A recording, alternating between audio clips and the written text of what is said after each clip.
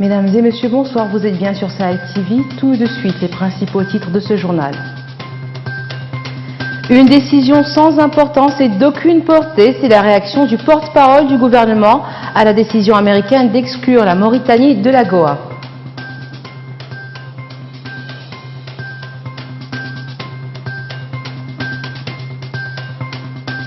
L'école mauritanienne va mal, en cause les sureffectifs et l'impréparation des enseignants.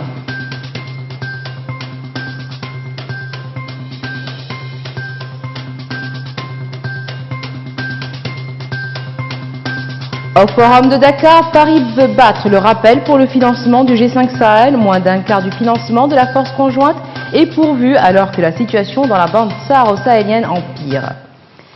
Le ministère des Affaires étrangères et de la coopération a rendu public aujourd'hui un communiqué dans lequel il exprime les regrets du gouvernement mauritanien face à la décision du gouvernement américain de ne plus inclure la Mauritanie dans la liste des pays bénéficiant de l'initiative américaine pour encourager le commerce extérieur avec les pays africains, l'AGOA. D'un autre côté, le porte-parole du gouvernement a indiqué dans un tweet que cette décision est sans importance et d'aucune portée. Plus de détails avec Sid Ahmed Beilatou. Le bureau du représentant commercial américain avait annoncé samedi dernier que le président américain envisageait de supprimer dès le 1er janvier prochain les avantages accordés à la Mauritanie en matière de commerce dans le cadre de l'AGOA, l'initiative américaine pour encourager le commerce extérieur avec les pays africains à cause du problème de l'esclavage. Suite à cette décision, le ministère des Affaires étrangères de la République islamique de Mauritanie a rendu public aujourd'hui un communiqué dans lequel il exprime le regret du gouvernement mauritanien au sujet de la décision du gouvernement américain de ne plus inclure la Mauritanie dans la liste des pays bénéficiant de l'initiative américaine pour encourager le commerce extérieur avec les pays africains, connus sous le nom AGOA. Cette décision, peut-on lire dans le communiqué, est motivée par l'insuffisance des mesures prises en matière de lutte contre l'esclavage. Et pour le moins surprenante, la Mauritanie a fourni particulièrement ces dernières années de grands efforts en vue d'éradiquer les séquelles de l'esclavage et a atteint sur ce plan des résultats indubitablement importants. Ainsi, ajoute le communiqué, la décision américaine ne peut être motivée que par des informations erronées recueillies auprès des sources partisanes et sans crédibilité. Certes, la Mauritanie a, comme un grand nombre de pays historiquement connu l'esclavage, cependant ce phénomène a disparu. Cependant, ajoute le communiqué, ce phénomène a disparu dans la société mauritanienne et les séquelles qui ont subsisté de cette pratique sont en voie d'éradication grâce à l'efficacité des politiques que le gouvernement a engagées à cet effet. D'autre part, le porte-parole officiel du gouvernement mauritanien, Sidi Mohamed Ould Maham, dans un tweet sur sa page Facebook, a critiqué la décision américaine de supprimer certains avantages commerciaux accordés à la Mauritanie dans le cadre de l'accord AGOA. Cette décision, a indiqué Ould Maham, est sans importance et d'aucune portée. Il a ajouté que le gouvernement mauritanien avait combattu avec ses propres moyens, sans le plus petit soutien de la part des États-Unis d'Amérique. Le porte-parole du gouvernement mauritanien s'est interrogé depuis quand l'administration américaine est-elle soucieuse du problème de l'esclavage à l'intérieur même des États-Unis. Trump aurait-il pris cette décision s'il s'attendait de notre part à un contrat d'armement de 110 milliards de dollars, a tweeté le porte-parole du gouvernement. Les travaux de la 12e session du comité de suivi mauritano-tunisien ont débuté aujourd'hui à Nouakchott. Ces travaux se font dans la perspective de la 18e session de la grande commission mixte mauritano-tunisienne de coopération. Ils ont été supervisés par le ministre mauritanien délégué auprès du ministre de l'économie et des finances chargé du budget et le secrétaire d'État auprès du ministre tunisien des Affaires étrangères.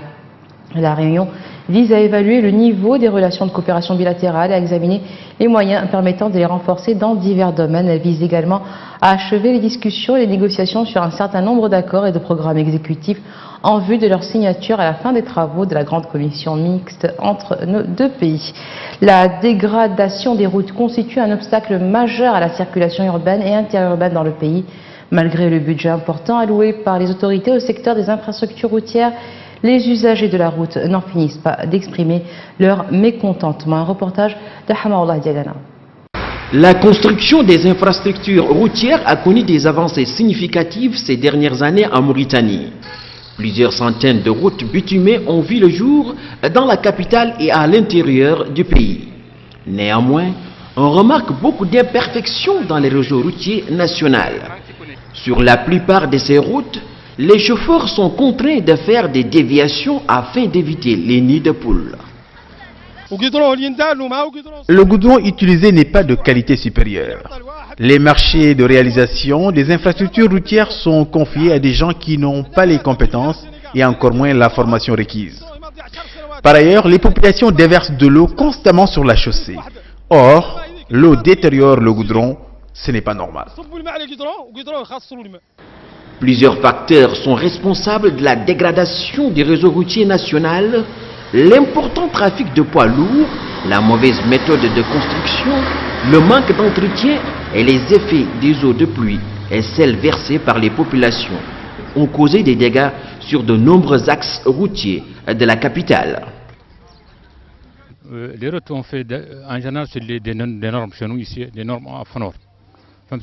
Mais il y a des choses. On fait des routes où on ne programme pas des assainissements. Parce que s'il y a de l'eau qui se stagne sur les routes, il y a une déformation. Ce qui toujours provoque des nids de poules partout. C'est ça. La durée du goudron, c'est des calculs on fait en général. Un âge de 15 ans comme ça, un âge comme ça. La multiplicité des nids de poules et des affaissements remarqués dans certains axes occasionne aux véhicules des dommages importants, en plus des accidents de circulation. La question de la construction des infrastructures routières est souvent associée à celle des politiques de développement territorial dans les pays en voie de développement. Dans un pays comme la Mauritanie, le transport et la mobilité constituent un enjeu majeur dans la vie quotidienne des populations. Hamaoula Diagana, Sahel TV, Nouakchott. L'école mauritanienne va mal. Le constat est sans appel. En cause des sureffectifs dans les classes et l'impréparation des enseignants, autant de lacunes qui se répercutent sur le niveau des apprenants. C'est récidivé. La récréation, c'est un moment de détente, un moment plutôt agréable. Cet instant n'est jamais suffisant, il est trop court. Mais les élèves doivent vite retourner dans les salles pour renouer avec la réalité des classes. De l'avis de plusieurs spécialistes et même des moins avertis, l'éducation est en déliquescence. Tout a été essayé pour redorer le blason de notre système éducatif, mais le mal est profond, têtu et tenace. L'enseignement traverse une situation catastrophique. Cette situation, si elle ne date pas de l'indépendance, remonte à plusieurs décennies. Il est illusoire de la régler en une année. Des mesures ont été prises, notamment la limitation des effectifs dans les salles de classe, ou encore la construction de nouvelles infrastructures pour améliorer le cadre d'apprentissage des élèves. Les apprenants eux-mêmes sont conscients de la gravité de la situation que traverse l'école mauritanienne. Ils avancent ici quelques écueils qui font partie du puzzle constitutif de ce corps malade. Nos salles de classe sont dans un état déplorable. Elles sont complètement dégradées. Des fois, elles n'ont même pas de fenêtres. La classe est pléthorique. Beaucoup d'élèves ne peuvent entendre ce que dit le professeur. C'est inimaginable. Une centaine d'élèves dans une salle de classe, c'est aberrant. Une chose est sûre, c'est qu'il faut associer tous les acteurs à la recherche de solutions à la crise que connaît l'école mauritanienne. Mais avec une primauté accordée aux techniciens qui parlent le langage de la science, et donc en langage universel et non partisan. Maintenant, le journal de l'économie avec une Day City.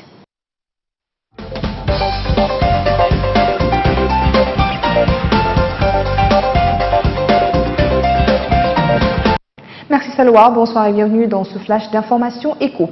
Le ministre des Affaires étrangères et de la coopération, Ismaël Cheikh Ahmed, a reçu en audience lundi à son bureau à Nouakchott Michael Duttman, ambassadeur des États-Unis en Mauritanie, un tête-à-tête qui intervient au lendemain des nouvelles annonçant l'exclusion de la Mauritanie des avantages commerciaux au titre de l'AGOA à partir du 1er janvier 2019. Conduite par Boriana Ayoncheva, la mission du Fonds monétaire international du 24 au 3 novembre passé au peigne fin, le programme économique et financier du Mali, appuyé par l'accord au titre de F élargi au crédit. FEC, au terme de la revue, Boriana Ayoncheva a annoncé que la mission du FMI et des autorités maliennes sont parvenues à un accord préliminaire sous la conclusion de la 10e revue du programme économique et financier du Mali, soutenue par le FEC du FMI, sous réserve de l'approbation par la direction et le conseil d'administration du FMI. pays. L'examen du dossier par le conseil d'administration est prévu pour décembre 2018. La croissance du PIB de 2018 soutenue par une production agricole solide devrait rester robuste à environ 5%. L'inflation est projetée à environ 1,9% en dessous du plafond régional, a-t-elle expliqué. Les sanctions réimposées lundi par les États-Unis contre l'Iran visent le pétrole, le secteur bancaire et les transports et concernent, dans le détail, plus de 700 personnes physiques, entités, avions et bateaux, a précisé le département américain du Trésor. Plus de 20 pays, a-t-il dit, ont d'ores et déjà accepté de réduire leur importation de pétrole. Il a par ailleurs révélé la liste des 8 pays qui bénéficieront dans l'immédiat une exemption et pourront continuer à importer du brut iranien. Il s'agit de la Chine, l'Inde, la Corée du Sud, la Turquie, la Grèce, l'Italie, le Japon et Taïwan. Voilà, c'est tout pour ce journal éco. Retour à Salwa Chérif, bonsoir.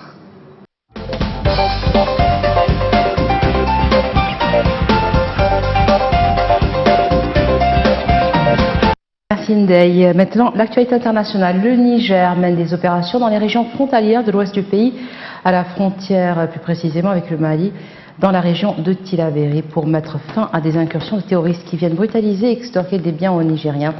Le Niger a lancé aussi des opérations à la frontière avec le Burkina Faso pour démanteler les cellules djihadistes.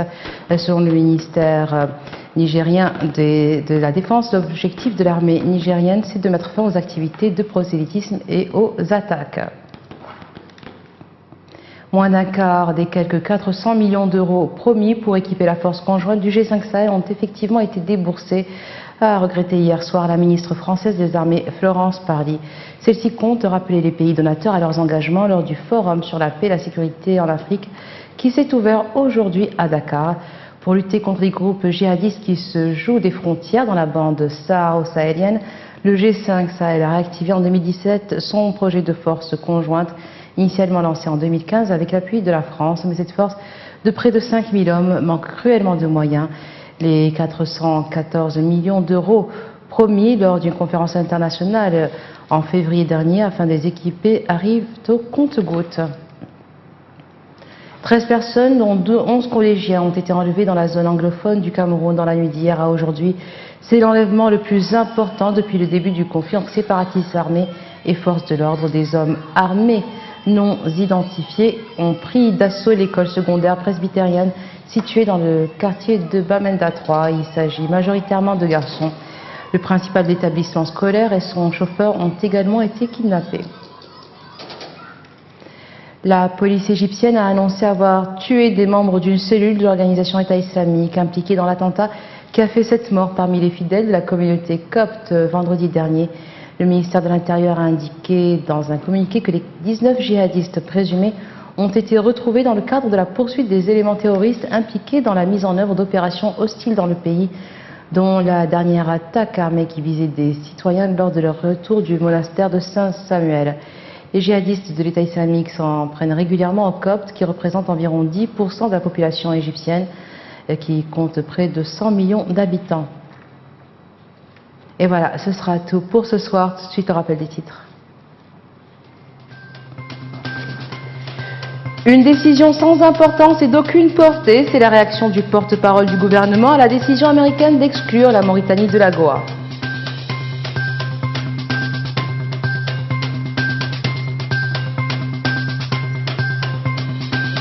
L'école mauritanienne va mal, en cause les sureffectifs et l'impréparation des enseignants.